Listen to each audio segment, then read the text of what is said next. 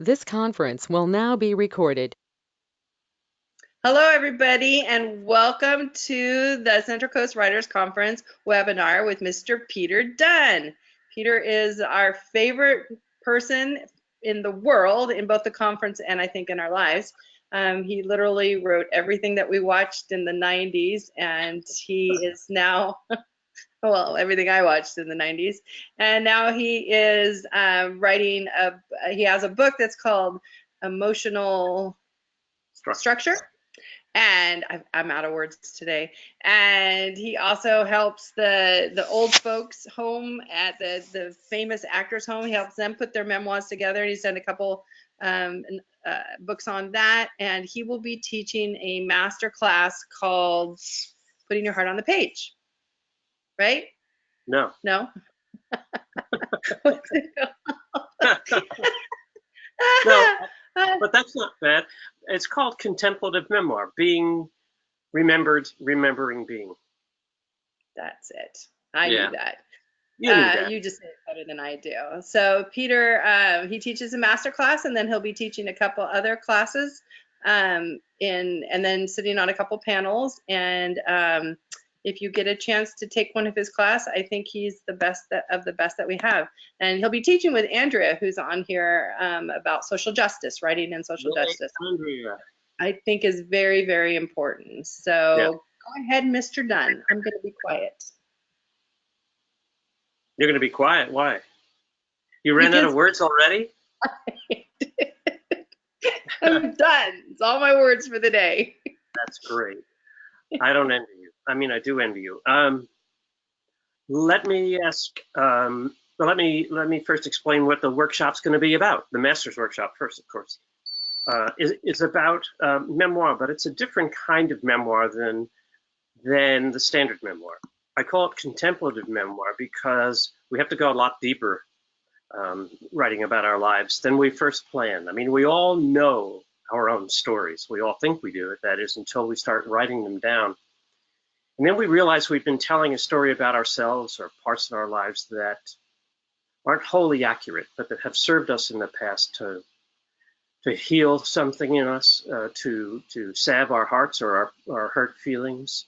But the more we write about them, honestly, just for ourselves and not for anybody else, the more we realize we may not have been so fair or so understanding about the events that occurred around us and why a person may have hurt our feelings or why someone may have left us whom we loved very much, why our kids stole our money out of our sock drawer to buy drugs. We can't just be angry and write about that. And we can't just write about other people's attempts to either shape or harm our lives. What we have to write about is how we each decide each morning when we get up to deal with whatever's going to happen with a certain amount of faith in ourselves that we have the capacity as a human being to be empathic, and to be helpful, to turn the light off at night knowing we did one thing well for maybe one person only. And when we start to write our memoir, a lot of people say, I don't know what that's about. I've done a lot of things. Where do I start?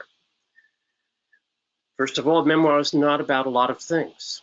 It's about one thing, which is your heart, your soul. And that's the whole point of telling a story about yourself, is to tell on yourself. I always say to myself, I always say to other people that I write, to know who I am. Because the more I write, the more I understand myself. And I see the good along with the bad. And a lot of us in the beginning, when we start to write about our lives or consequences or circumstances in our lives that we want to focus on in an essay or a short story, we think we know where we're heading with that story.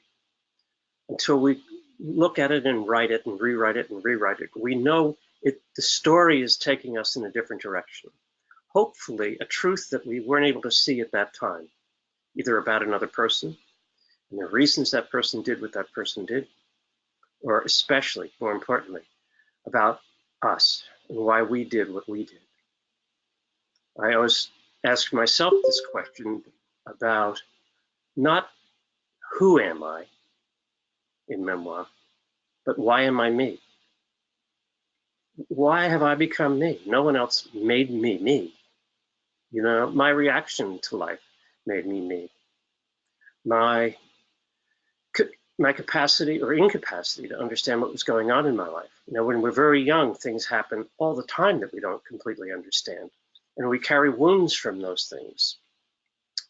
We carry anxiety from them. We carry habits from them that can be very harmful later on, habits that we create to avoid some of the things we never want to have to face again, abuses especially, or broken love. But by creating those, we create a persona that we live in every day, believing that's who we are. And when we look in the mirror, that's all we see. And that wise man once said, to really see yourself, you turn away from the mirror and you close your eyes and you look at yourself. Nothing you've done in the past must change today. And even though we think we're kind of, at best, ordinary, and at worst, anonymous, we're not. And even though we think sometimes we may not have a story to tell, especially our story, remember this: there isn't a person on earth, not one soul, whose life has more worth than yours. Period.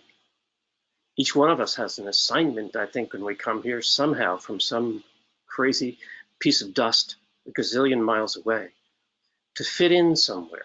I forget who it was that said, each one of us carries a piece of someone else's puzzle. So we hope every day, as we encounter people, that we provide something that helps them with their own puzzle. Good God knows I have a puzzle going on in my brains. And I've met so many people who, in their wisdom, just chatting with me or just listening to me, have filled in some of the blanks I needed to fill in. So writing memoir is exactly that.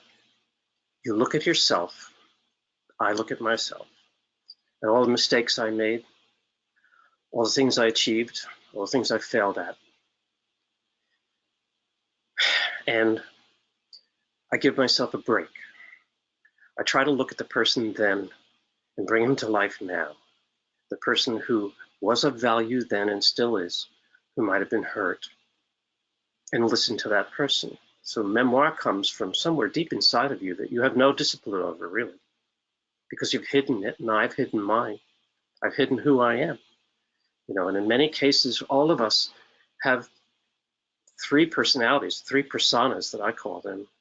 We have the public persona, the one I go out in the world with every day, and you do as well, to face the world, to go to work, to go to school, whatever it is you're doing that day. And we try to provide for the other people a person they're looking at who is kind and nice to them and can do the job. When we come home and we're with other friends and family members that we trust and we've known for a long time, we switch our persona to a private persona, from the public to the persona, because we know we can let our hair down a little bit. We know they'll listen to us when we need that. We know they won't make fun of us when we confess that we're worried or that we're scared, that we made a mistake. And then when we're alone without family and friends and without all the outside world and sitting in bed or lying in bed at night, we're with our third persona, which is the secret self.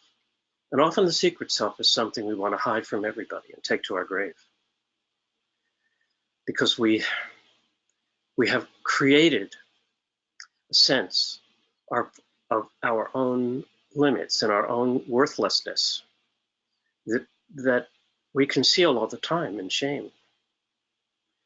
The funny thing about the secret self is, the truth is, looking back there, the things we're hiding about ourselves are probably the most precious and wonderful things about us that there are. But we've condemned them in defense because of the pain that was attached to them that we don't want to suffer again. So in memoir, especially in contemplative memoir, we unwind that. We fall in love with the young person we were then or the person we were last week. Not just forgiving a person for his mistake or me forgiving me for my mistake, but embracing the mistake as part of growth to make myself better. Not just not to make that mistake again, but to recognize that other people make the same kind of mistakes and they may be hiding something that I have no business interfering with at the time. So contemplative memoir asks you this deep, deep question. Why are you you? What has your life shown you that's directing you to be the complete person you can be, and to be a part of someone else's puzzle, and to allow other people to become a part of your puzzle, because each one of our puzzles is so unique and so beautiful. I guess that's the 2-minute version of the day we'll spend. We're going to spend the day with some exercises, with some lively conversation. It always involves tears. It always involves laughs. And it always involves growth, which is different from change. We all know that. We can change our habits and still be the same person. I can stop smoking or stop drinking or stop doing whatever I'm doing that's not good for me. But unbeknownst to me, I'm doing something else to fill in that space. We all do. Change is one thing. Growth is another. Growth means we never have to do it again, or want to do it again, or need to find some other escape. When we're afraid, we never have to run away from being afraid. So we come out of the 6-hour class, I hope, I know I always do, from listening to everybody in the class, with a sense that I've grown, that I've learned from others, that I've learned to listen. You know, we were given one mouth and 2 ears for a reason, because we should be listening twice as long as we are talking. So I'll stop talking now and ask Terry, what's new, Terry? What do you want me to say today? So how did you come to this conclusion about that you need to go deeper with memoir? Was it something that you wrote or something that you read? Where did you come up with this concept? Because it kind of is a new concept, although it's just totally makes sense. Well, first of all, I'm glad it makes sense, because for a while it didn't even make sense to me. I define it this way. How did I find it? I think just by writing stories. I may have told you I'm writing, and I have been for years, 5 or 6 years now, a book with my son who lives in Maui, and he's a creative person. He's an artist, and he's a creative director for a major surf company. He sends me, we have a dialogue going back and forth over the years. He sends me a piece of his artwork, which I live with, and whatever it stirs in me, artistically, creatively, I write an essay, a short story, and send it back to him. It could be about the piece of art he sent me, or it could be something about my past that piece of art woke up in me. And then he studies that and lives with my essay for a while, or short story. And then out of that, his response becomes artistic, and he sends me a painting or picture or something else that he's created as a response to that. And we've been having this dialogue for about 5 years now, maybe 6. And in doing that, so the book is going to be about our conversation through our art. But in doing that, I found when I was writing pieces, responding to him, that I was discovering I've always thought that with living with his art in my house, as you can see his paintings behind me, I've always had a piece of my son with me. What I regretted was he never had a piece of me. And I don't mean just art or writing or anything else. I regret that he knew what I did in life, but he didn't know how I became me. And I wanted him to know that, because I wanted him to know all of our struggles, mine and his, can be overcome somehow. And what you see in me is a person, what I want my son to see is a person who's overcome a lot of stuff. I certainly failed at overcoming many things too. And that's part of my story, and I'm not ashamed of that.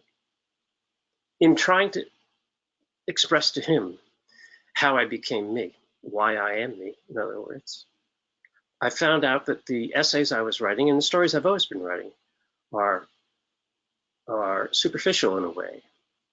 You know, they're sincere intellectually and psychologically and all of that, but they aren't raw enough for me, just for me. Because in the writing of them, and rewriting especially, I discovered, well, did it really happen that way? What was I thinking that day? What was the other person thinking? And when I look at it, I realize sometimes I've been telling stories that just weren't accurate at all, and that I had to change them. I had to change my story. And one of the challenges of writing any story about yourself is that you have to be willing to change your story. And as we get on in years and we continue to write, our story evolves and it becomes clearer to us. We're not revisiting the past as if it's in some reliquary. It's just sitting there static and will never change. Our past is changing too. So in writing the book with my son, I discovered that what I was writing about were not the things, the storms that I went through, but about the storms that went through me. And that was the major difference. And using that thought, I developed this idea for contemplative memoir, which is to take all of our lives much more seriously, spiritually even, so that because our stories are never finished, you know, and we want to leave something behind that is more than an obituary, you know. I wrote my own obituary because I'm not leaving that for chance. But is it honest? Did you rewrite it yet? Oh yeah, I write it every year. Oh, jeez. Because I write what happened, and as I believe it happened. I write what's currently happened, and then I write as if, because I don't plan on dying until I'm like 120. So then I write what I have accomplished that I haven't yet. It's a nice document, and I make my students who take my writing class, I make them do it too. I make them write their own obituary and stand up in class and read it the next time they come back. Wow. And yeah, it's kind of good because it's better than a diary. It's a promise to yourself. Of the things you are going to achieve. Yeah. I see. That makes sense. Yeah, because I know I'm always surprised.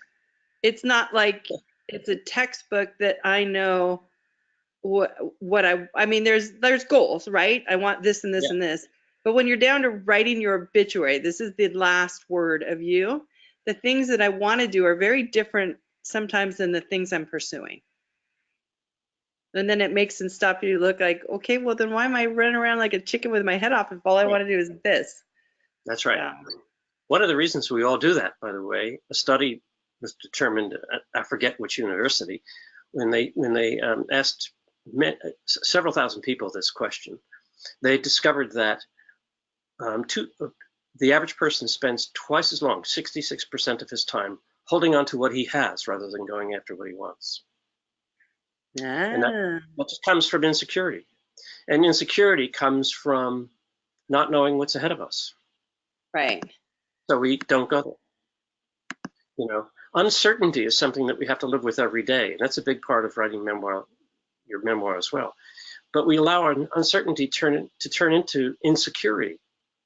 And when we do that, we close down all kinds of possibility.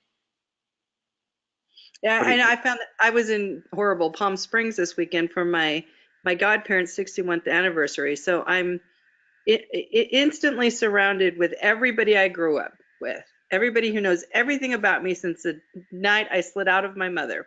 And and it's a strange sensation because we all immediately go back to the place of order that we were. So I was my cousin and I, my mom and her best friend, who's my godmother, had all the babies at the same time because they wanted to have a boy and a girl at the same time that would fall in love and get married and make them even more. So my cousin and I are a couple months apart, and then our sisters are a couple months apart, and then finally a boy was born, and then my mom had a girl, and they were like 7 years behind us. But there was always an order to this, a pecking order based on our age, because that's what you do when you're kids, and an order of like deep-seated roles that we were all put into very, very young. And now we've all broken off. We all live in different places all over the country, and we're back in this one place. And you can see that immediately we go back, the babies become the babies again, even they're 50-year-old people. Wow. The older ones become the bossy ones again, telling everybody what to do. And it was funny. And now almost everybody's creative and works in movies and books. And so once we finally got past that, and because we acknowledged it, and once we finally got past that, it was like retelling stories. Like we would pick one event, like on this day we did this, and each of them would tell us our version of how that went down. And it was 10 different stories every time. Not even close, like we weren't even on the same continent when it happened. Right. Anyway, Well, I'm so still for trying to me, get, that I'm was, still trying to get over the fact that you write an obituary every year. That's just well, I'm not strange. planning on dying. I mean, think about it. You don't want some newspaper reporter No, to do it, or but a but you can bereaved write a kid. list. You can write a list down every New Year's about the things you want to accomplish, and you could call that, your New Year's whatever list. But you turn it into an obituary. That's interesting. You should examine that, Terry. I don't know. I, You no, know. because the list that you do on January 1st always says the same damn things. I'm going to exercise more. I'm going to drink less wine. I'm going to, well, for years it was I'm going to go to Paris. So I just took myself to Paris, but the wine and the weight lift is not ever going to happen. So that to me seemed futile. That's funny. And I like projecting like it's like a utopian world where there are no rules. I'm not limited by Right. where I live or how much money I have. I can do anything. So that's the obituary. Plus, I took a class. It seems to be the way you live now. Yeah, that is true. I do live like that. I do. The local newspaper actually had a class to teach you how to write an obituary, and I went and took it. Wow. But they It didn't was mean it for you, right? They meant for writing no, someone else's obit. everybody in there was 50 years older than I was. Well, yeah. That's strange. Well, yeah, it shouldn't surprise Well, you. memoir is not an obituary, just so to clear that up. Okay? But I mean, to me, all writing is memoir because I only Yes. know what I know. So every character, whether it's a novel or a nonfiction or a food description that has an older female in it, it's my mother. I don't mean to do it, but she shows up in everything because she's the matriarch of my life. She's your image of your mother. She's your perception of your mother. How much of your mother is really there? Ah, that's true. That's true. I So take the strong if you points were writing out. memoir, for example, and you were writing about a period in your life with your mother where you say weren't getting along, just for fun, I'm sure you got along all the time. But Have you met me? You've met my mother. but you know that your first draft and second and third drafts would be really reflective of how you saw things. And one of the exercises for any kind of memoir would really be to sit down and instead of writing what she's going to say or what she's feeling or how she feels about you, you let her write that page or two. You just shut up and write and let her say, "Hi, I'm Terry's mother. Let me talk to you a minute," and let her go and see if you find, because it's in your DNA, whether you like it or not, find her inside of you, that kind of generous, loving person who had her own bullshit to carry long before you came along. Or slid out of her, as you just said, and so that she can speak to you when you write about her. So when you start writing a scene about how you argued over something in the kitchen one night, you start to see it differently, and by doing that, you start to see who you are, and you own And then yourself. it makes the characters deeper and stronger. Correct? Oh yeah, for sure. And also, if you're writing, fiction and it's a drama. You're giving that character voice that's not yours, so that when you write other characters, not everyone sounds the same. You read that in scripts all the time, and in novels. Everybody, you could switch names over the dialogue, and it would be the same person talking, or not. So how do you? Okay, so because I am writing a memoir, but I'm not calling it a memoir because everybody's still alive and they'll kill me. So it's a novel. And I'm changing the names to protect Stop. the innocent. Stop.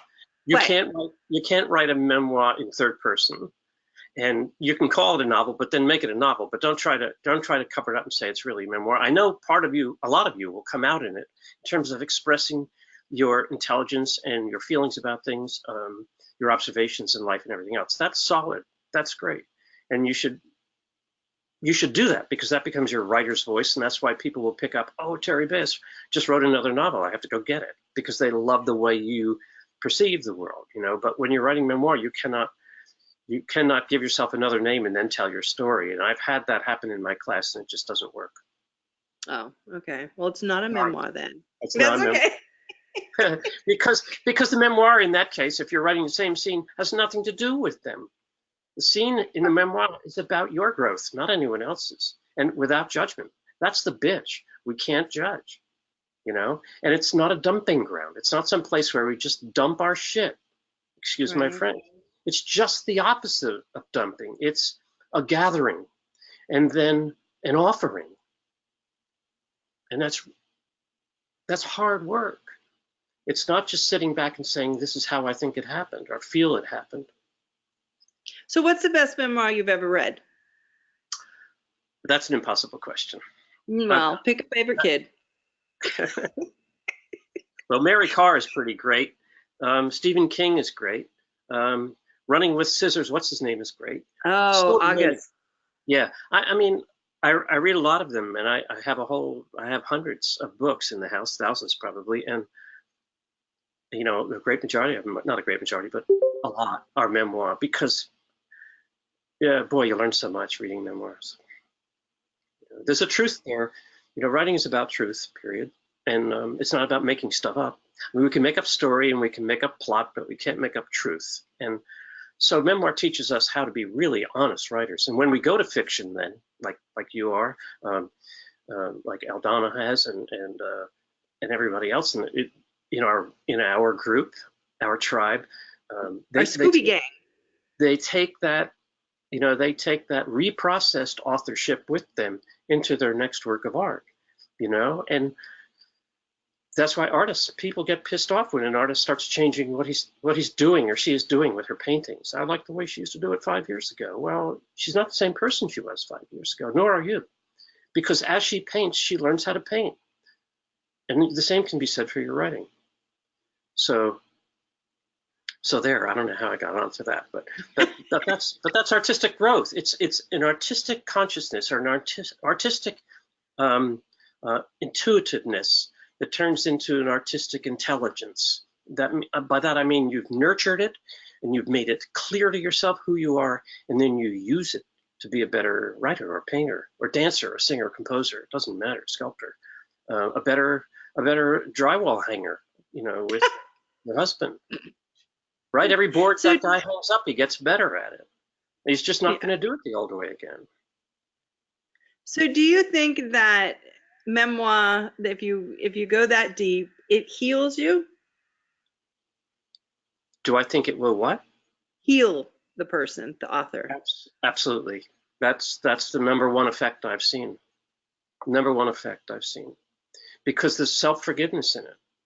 You know, there's just self-forgiveness. We just look back at things and we say, I couldn't have done better. Why am I pissed off? Why should I be sitting here today saying I should have done better? I should have told him off, or I should have kissed him, or I should have made up, or I should not have left. You can say, I'm sorry for doing that to yourself, and you can write about it and write about it, and then you can finally say, I did it because that's who I was that day. And that's how scared I was. You know? What do you tell the people that are afraid that the people that they're writing about honestly are going to be hurt or maligned or saddened by reading it? How do you get them past that? Well, all the memoirs I've read and have written about that, and my experience has been to write truthfully, first of all, to always start the book with your author's page with the understanding that this is your view of what happened, and it's not meant to hurt anybody. It's meant to illuminate something about yourself that you feel necessary to illuminate. And then when you write freely about your relationship with that person, kindly, you know, but freely. And then if you're going to have it published or have other people see it, notify that person that you've written a story about something that happened between you and that person that they may not agree with, and that they might be angry at you for. And if they would, you know, it's never your intention to do that, but you're trying to find your truth in the matter. And if it would help them, you can send them an advance copy of that particular chapter that involves them. But not so they can say, don't publish it or I'll sue you, because they can't. It's just your feelings. But because at least they're forewarned. And even then it opens up conversations with the other person about saying, I'm sorry, I didn't see you that way. I didn't know I hurt you. But honesty is the key here. You can't write a memoir without being ruthlessly honest. And the best way to handle it is to let them know in advance once you've written it. And once you've written it and tone it down and written it and tone it down and be fair and find that you had part in it too, you'll find that it's probably not as objective as you once thought it was, you know. Because I've had people in my writing group that started memoir, and it was a something really tragic happened to them as a child, teenager, Yeah, and I encourage it because it's a healing process. But both of them had to stop because it got to be too much, right. and so I encourage them to stop and start writing something else. And neither one have taken up the charge again. And so I'm always, I don't want to push because I saw the emotional breakdown that they had, but it's like, what do you do with that? Do you just, What I've done, I've run into that as well, is uh, suggest this suggest counseling. Some people refuse it, or therapy, or suggest talking about it more and trying to rewrite it with the person, which I've done, you know, in private counseling, and letting them find a new way to look at what happened. You can't change what happened, but you can change how you carry it. But sometimes it does take that attempt and attempt and attempt. And for me, it was therapy as well. yeah, I can see that. But what about doing like I did, because I couldn't get it out as a memoir and I turned it into a novel. Do you think that goes as deep into the healing, or am I just taking this chicken shit way out? No, it's not chicken shit. It's just a different way to write about it. And as long because when you novelize, what you're doing is you're creating a person on page that the mother you write about is not your mother. It's who you think your mother is. Right. So you have to make that clear in your novel. You know, you have to use your creative juice to show how beautiful your mother is. Also, that life is always in balance. You know, Right. and like you said, you were never an easy child. None of us was an easy child, even the most beautiful child. Yeah. Well, I'm perfect now, so I made up think for it. because when you're novelizing it, you're putting words in her mouth, Right. as you may have recalled them. Yeah, That's true. that's a license. That's a creative license. So you really have to make sure people know that the story is built around an amalgam of experiences, and that there is no one person in this story that really exists in real life. You know, and it's just the safest and sanest and most truthful way of doing it. And eventually, though, you will find that if you wrote an essay about that particular part in your life in memoir fashion instead of novelistic, you'll find it more powerful for you. You may never want to show it to anybody in the world, but you may have corrected something about your own heart. Yeah, I like that. I did write. That's the healing that, you know, your friends talk about. Yeah, no, I did. I wrote a novel after my sister died, and it's beautiful, but no one will ever see it but me. I took it Right. out and showed it to Bridget, the outside. I'm like, this is it. She's like, that's a real thing. I'm like, yep, and that's where it stays. Yeah. Yes. And I got through it because I told myself I was helping people who had the same situation, helping someone die. And then once it was done, it was like, no, I'm good. This can Yeah. just sit Right. here forever. I'm good. Right. Right. But you're better. Yeah, yeah. So if so if someone is not writing a memoir but writing a novel, there's still lots that they can learn out of your class, correct? Yes, of course. Yes, because yes, period. Because of all writing, of all writing, kinds of writing, memoir is the most difficult and the most rewarding, because you become a better writer faster, and what the purpose of all writing is to become a better person. And you know, when I grade students at UCLA or anywhere else I'm teaching, I don't grade them for their writing. I grade them for their human growth during that semester, and because then I know they're really writing. So yes, anybody that's going to write a novel should know him or herself better first. The novel will just be better, period. Awesome. And I find that your approach, because when I was writing the screenplay, when I got emotional structure the first time, and it answered all of the questions I had, it went through all of the hoops that I had missed. It was like, whoa, I knew that it wasn't right, and I knew there was things missing. And by reading that book, I was able to fill it all in. So, I mean, it's just, for me, it was easier to get the characters more depth, that give the characters more oomph on the page. It's my little Bible. Oh, that's kind of you to say. That's really kind of you to say. It's an amalgam. It's an accumulation of all the knowledge that was given to me along the way. Well, thank you for sharing that, and thank you for sharing your wisdom with us at the conference. I've asked for questions now. Does anybody have a question for Mr. Dunne, the famous Mr. Dunne? You're not saying anything. So you're also teaching the social media justice class, and tell me a little bit about that. Yes, Andrea and I will be teaching The Writer as Warrior. And one of the reasons I'm so thrilled that I'm sharing the podium with Andrea is that while I've always focused on writing about social consciousness and social justice in our work, wherever we can fill it in, wherever we can show people in the course of our entertainment in a novel or a screenplay or even a poem, that there are human conditions out there we have to pay more attention to, fairness and all the things we talk about and see the abuse of in the news. And Andrea is the person I feel that I know more than any other person who puts her heart and body and soul in action to do just that. So I thought the class would be really stimulating to talk about theory for a while and why we do these things. And are we being fair when we say them, our views, our rebellion, our revolution? And then have Andrea balance these conversations as we go through it with how to put that on its feet, how to take the action we're talking about to accomplish, the other things that are just simply theories until we put on our damn big boy pants and go out there.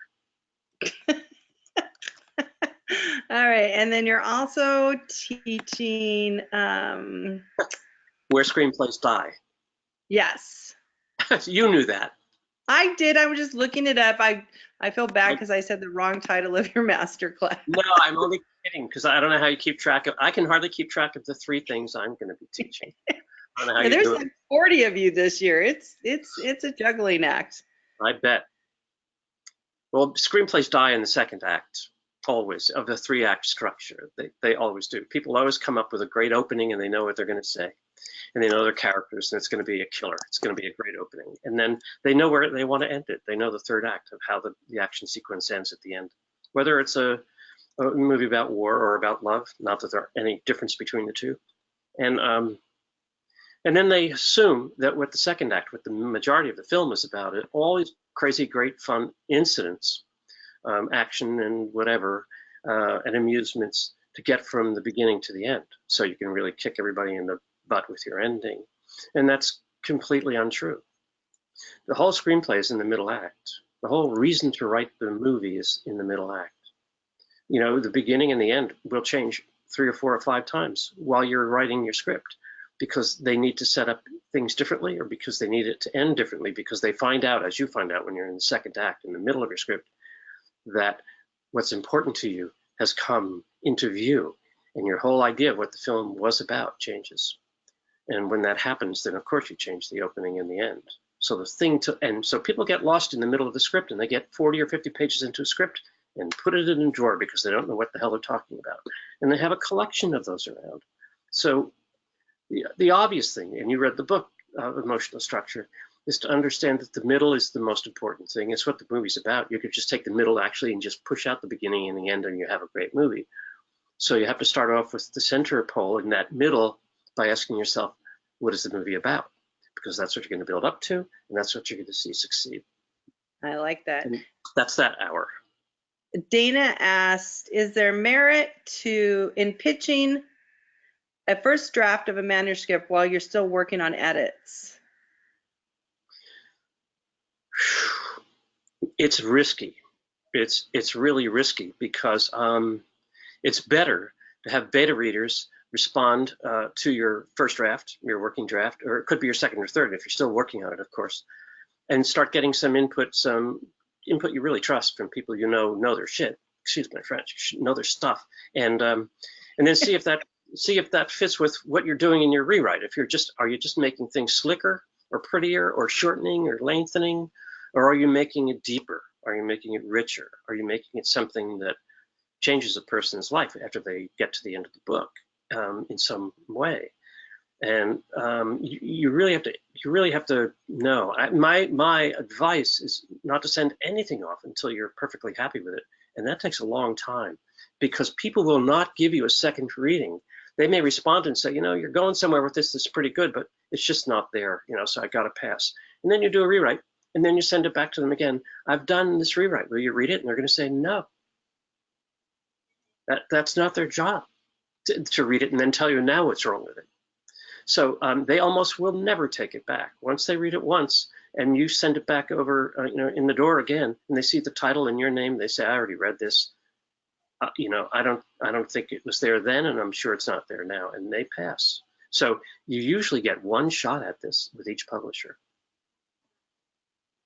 And so what's your feeling with self-publishing versus taking the long road to try to get a publisher? Did you self-publish or is yours published? No, mine's published with a publisher. Self-publishing is a trap. It's a trap because you can get it, you can publish it, you go online anywhere. Amazon, which is what we do at the Motion Picture Home, we publish their review, their journal. But then you have to handle distribution, and publishing, marketing, and distribution is the game, and that's why you need a publisher. Now, you can self-publish it to the extent that you see it bound and you get some reviews on it, and you ask people to review it, and then you can go back to Amazon, for example, online, or Lulu, or anybody else, and have them and put those new pages in of reviews, and then send it out again, and then you have something solid to send to a publisher, but you're never going to get it into a bookstore without a publisher. All righty. All right. So Dana says everybody should take all of your classes. Period. Yeah. Hi, Dana. Nobody else's classes. Just come to the conference and follow Peter around. Although, the first time you taught for me, I changed the whole novel, and the first part of my novel is a direct quote from you, that there is love. What is it? No. First there is friendship, then there is trust, then there is love. There is no other way. Honesty, it's honesty. Honesty creates trust. There. And trust creates love. Then there's no other way to find love. Yep. I walked into class and those brilliant words were coming out of your mouth, and okay, this is it. Right. All right, so we're gonna wrap up because I gotta go to Slow Night Riders. Everybody's coming to Slow Night Riders with me, right? Oh, I wish I were. I do too. I know you'll kick butt. Oh, wait a minute. Okay, we have a big question here. Hang on. Okay. I have unexpectedly found myself in the position of a ghostwriter for an elderly 93-year-old hearing and vision loss friend's life story, which is more memoir than anything. It's for his family, especially the toddler great-grandchildren. It's been an amazing experience for me, especially since I've never done anything like this before. I'm using questions from do-it-yourself book called The Story of a Lifetime as a starting place, but also my own questions as the high school journalist in me from 45 years ago. Any suggestions or questions you would ask him? We're at about 90 pages. Yes, I think you have to be, along with his, as a ghostwriter, you have to be part therapist in a way. You have to listen to the story, for example, a story, and then keep on asking, as you said you can as a newspaper writer, how did that feel? What does that mean to you? How did that, and keep on going for the story inside the story. And then use his words or her words to relate it back to you.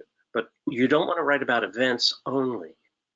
You want to know about how the events made a particular person different, how they became better or frightened, how they ever shook that fright. So you, most of all, have to be a really good interviewer, one that's patient and generous, because at 91, and I teach people that are all in their 90s and hundreds now, and it takes patience, and there will be reluctance. There will be reluctance to answer some of the questions you ask, but that's okay. She said that she's a retired occupational therapist, and it's been very helpful. Great. I'm sure she'll do a great job. I'm sure. So what's your novel about? I wish I knew. That's why I'm rewriting it. It's a love story that involves a murder. Ooh. You know. And so when will we see that in their bookshelves? I have no idea. I'm hoping by the end of the year I'll have it all finished and then get it out. That's awesome. Good for you. Thank All right, you. you get that done and I'll get mine done. How's that? Okay. Kick butt tonight. Thanks, Terry. Thank you. I'll talk to you soon. I'm looking forward to Okay. seeing you. All right. Thank you, everybody. So we will, I'll turn this into a YouTube link for those that you came in late, and you can listen to the rest of it tomorrow. Next Tuesday is Jonathan Mayberry talking about the publishing process.